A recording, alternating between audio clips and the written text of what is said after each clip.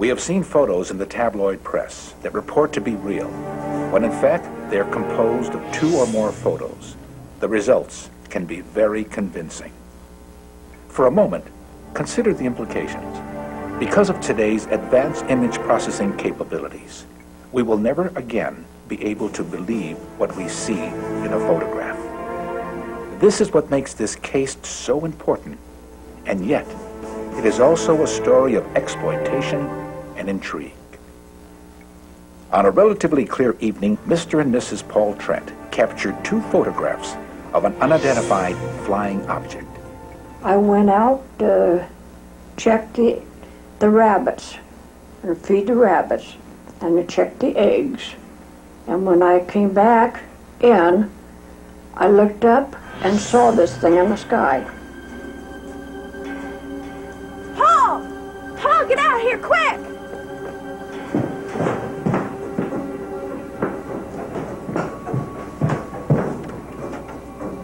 Paul, come on! Hurry! Mr. Trent took the first photo as the object passed within 500 yards of the house. The second was snapped as it veered west and began to gain altitude. He had to change position as the object passed behind the garage to his left. And he took the picture of it as it was straight, and then as it tipped. And when it tipped, it had that wind. It just come up like that, and it tipped, and just, I mean, really went. It didn't have no smoke, no motor, just the wind onto it. And it would, I would say, right around the size of a big parachute, maybe a little bit bigger, but right around that size. It went fast. I've never seen anything go so fast in my life as that thing went. Yeah. Using information gathered from the Trent's testimony, combined with aerial photos taken around that time, this computer animation was created and superimposed against the actual background very near where Mr. Trent stood to take the pictures. At that time, Mr. Trent feared that he may have exposed some kind of government experiment. As a result, he did nothing with the photos. His niece, her husband was in the service, and he showed the pictures to him, and he took them in to the bank guy. The guy's dead now, but was a bank guy. He put them in the window of the bank, and that even caused all commotion that you ever heard of. I went down the street one day, sometime in June in 1950, and walked into the First National Bank, and Ralph Wortman, who with his brother owned and operated the First National, got a hold of me and said, "Phil, you better find out," he says, "one of our customers, Paul Trent, who lives out towards on the Sheridan Highway, has some pictures of unidentified flying objects that he took. So he said, you better find out and see if you can get a hold of them."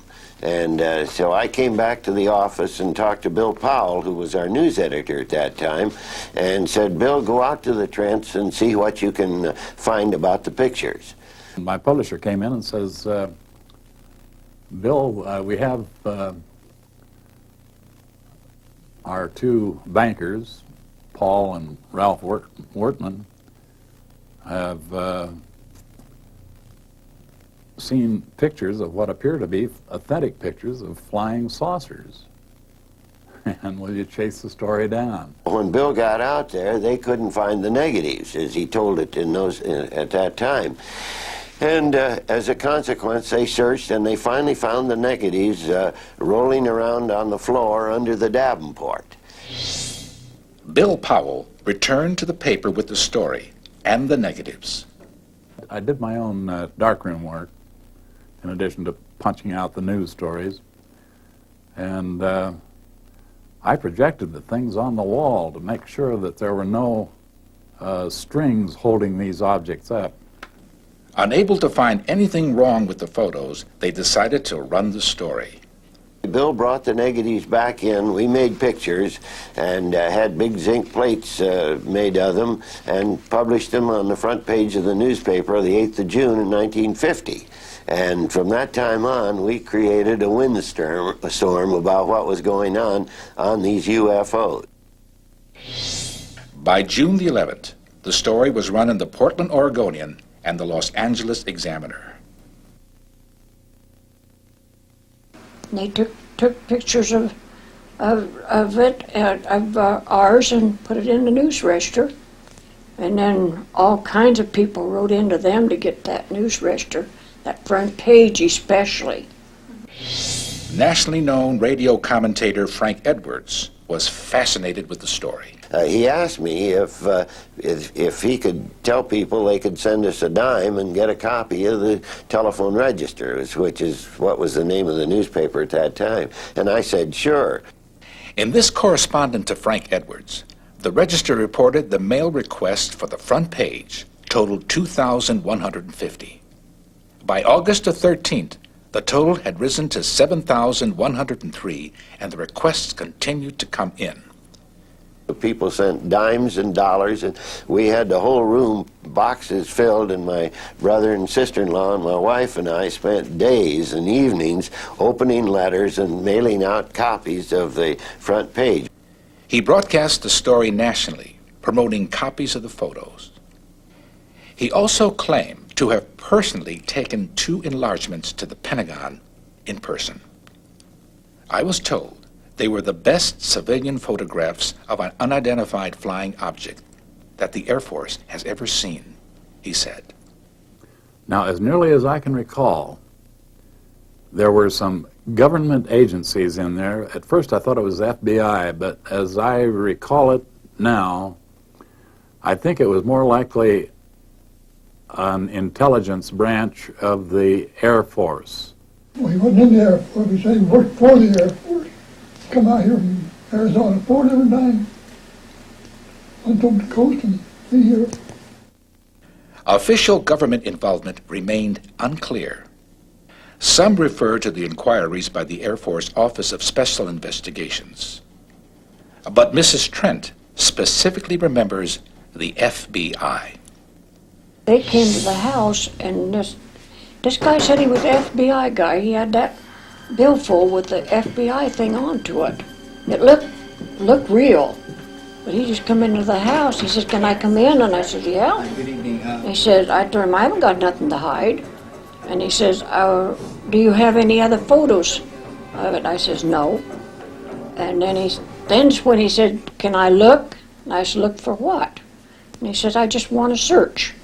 I guess so, if you have to. Okay. I guess. Thank you, ma'am.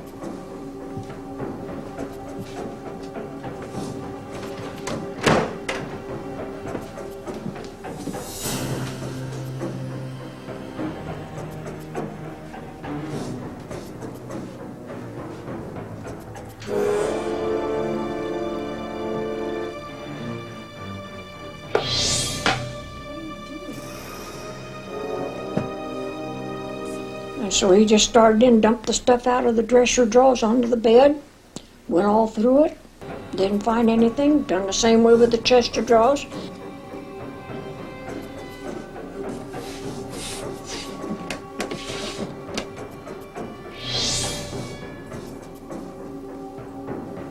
Come back into the kitchen and started asking questions and going through the cupboards in the kitchen, but he didn't find anything.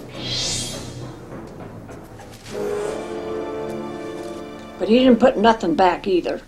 I had to put everything back that was in the dressers and in the chest of drawers, which was a job to do. Clothes was all there was into it, nothing else but clothes. But still yet they had to be put back away. They were doing everything to prove there wasn't anything. Yeah, they was doing everything to try to prove that the pictures weren't real. There's always been a denial that the government had anything to do with trying to get in, find out information about it. This letter, received in response to a Freedom of Information request, denies any knowledge of an FBI investigation into the matter. I think it was a secret thing and it just happened to get out. The worst part of it was the FBI guy coming and taking and going through all your stuff. And it wouldn't be just one time, it would be several times. They just come and want to take pictures out in your yard and everything, just bother you.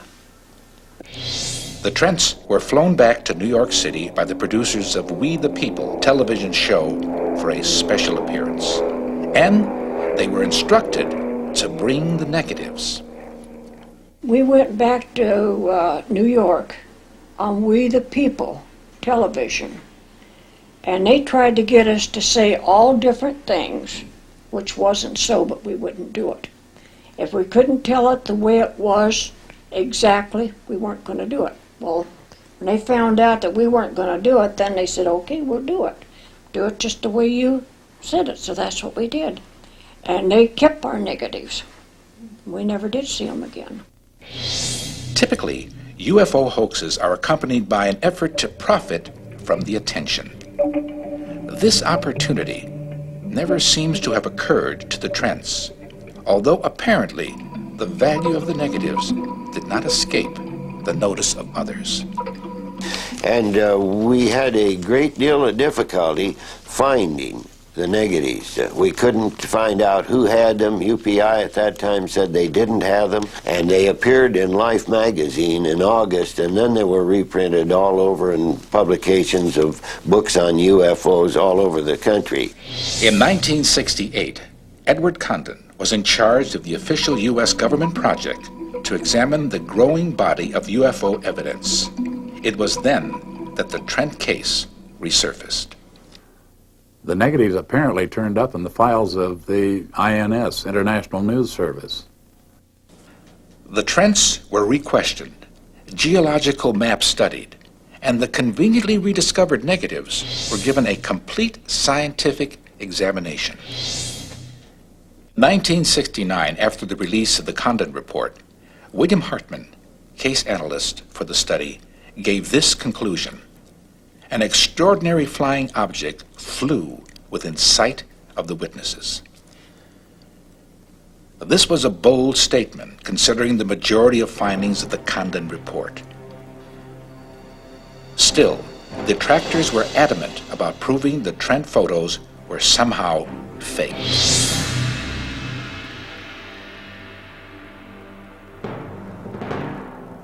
During this time, Philip J. Klass, a specialist at debunking UFO reports, examined the photos. He raised a number of questions. The most serious charge was the claim that the shadows from the eaves on the side of the building were inconsistent with the time of the day the Trents reported taking the photos. His contention was that the photos were actually taken in the morning. Dr. Bruce Maccabee, a renowned research physicist working for the Naval Surface Weapons Center, conducted his own intensive investigations.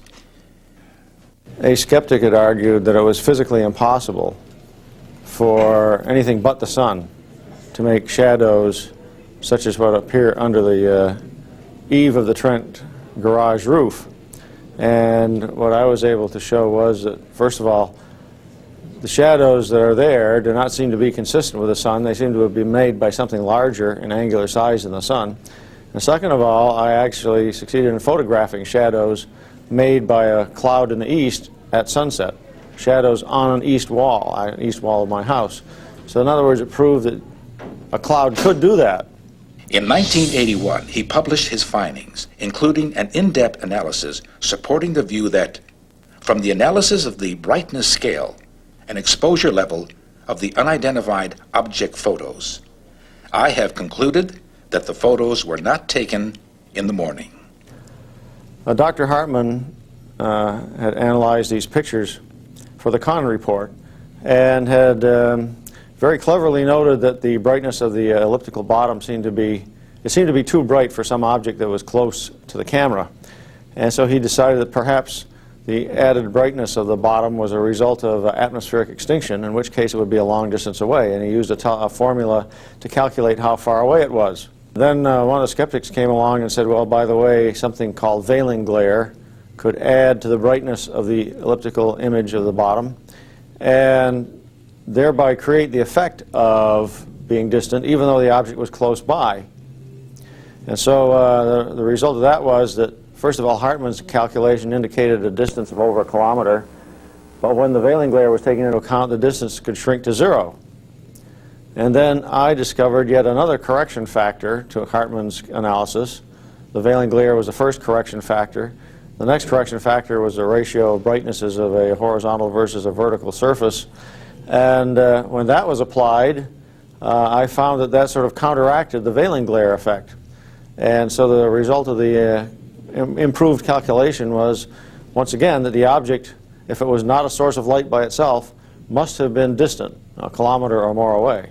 Dr. Maccabee also ruled out any optical fabrication, and after countless interviews stated that he did not find the Trents likely candidates for perpetrating a hoax.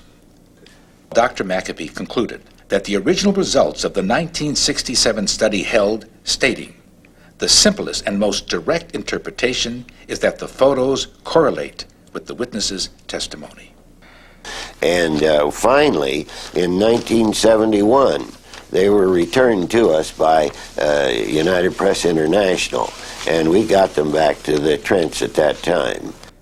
Beside local news stories, the photos appeared in Life magazine, as well as countless other publications, including books, television, and today, the internet, all without anyone ever obtaining permission or releases from the Trents. In those days, you didn't think anything about it. It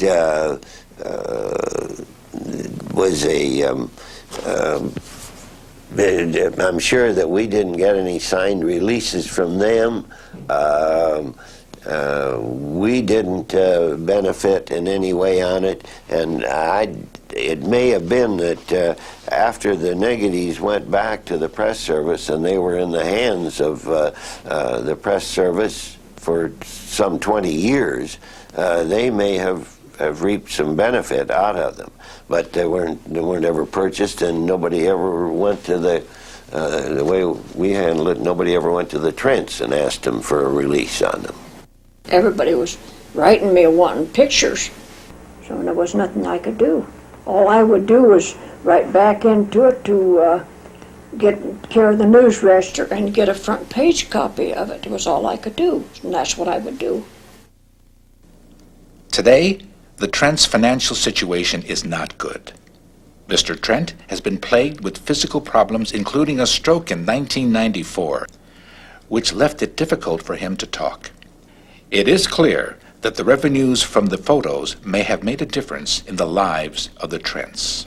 There was nothing that I could hide, because there wasn't nothing to hide in the first place. All it was the pictures. Paul, come on! Hurry up!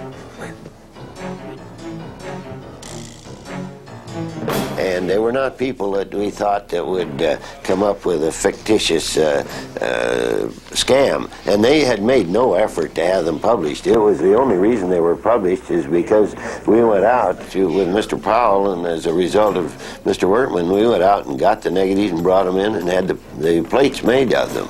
And the thing that's interesting is that the Trent photos are basically about the best photos that still have ever been published about UFOs.